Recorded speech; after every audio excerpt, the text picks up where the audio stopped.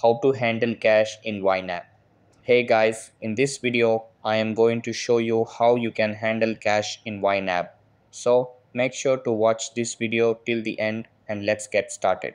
So the first thing that you want to do is open up the Ynab website on your laptop or PC. After that, sign into your account and you will be redirected to this page. So there are multiple methods to handle cache in Ynab. First is handling cache as a category. So in order to handle cache as a category, what you have to do is tap on category option.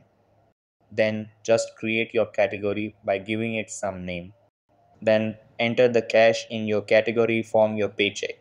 Now, if you are making any transaction, then what you have to do is first click on checking.